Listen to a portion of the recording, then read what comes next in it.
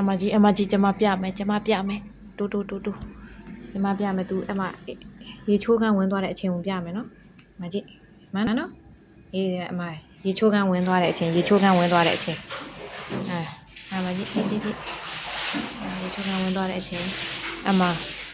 ဘယ်အချိန်ပြန်ထွက်လာမလဲဆိုတော့စောင့်ကြည့်နေလိုက်ပြေးမ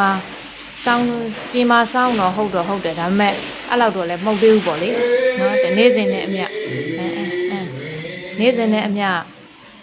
သူ့ရဲ့ရေချိုးတဲ့အချိန်လေးကိုပြခြင်းလို့နေ့စဉ်နဲ့အမျှပြေးမစောင်းဆိုမှအဲ့လောက်တော့လည်းမဟုတ်သေးပါဘူး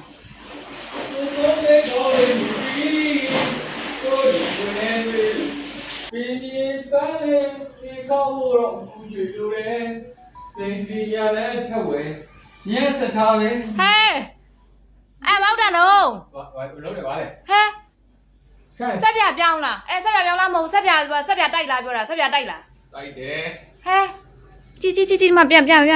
ည့်မပြမယ်တကယ်ဒီရအောင်မနည်းနည်းတော့မှမင်းနေပိုးချင်းပိုးသွားမှာမကြည့်အမကြည့်မလေးအေးတယ်ဟိုချမ်းတယ်38မှာဝင်သွားတယ်39မှာပြန်ထွက်လာတယ်ဆက်ပြတိုက်ရလားဟမ်တိုက်တယ်လို့ပြေးရစောင်းမယ်အဲ့လောက်ကြီးတော့မဟုတ်သေးဘူးဟေးမဟုတ်သေးဘူးဟာဒါပဲခုလိုစောင်းနှင်းကာလမှာကြုံရလေးရှိတဲ့ကိစ္စရည်တွေကိုခုလိုမျိုးဟာတာတဲ့ပုံအနေနဲ့တင်ဆက်ပေးလိုက်ရခြင်းဖြစ်ပါတယ်ရှင်မိတ်ဆွေတို့ရောဒါမျိုးဖြစ်ဖို့ကြသလားရှင်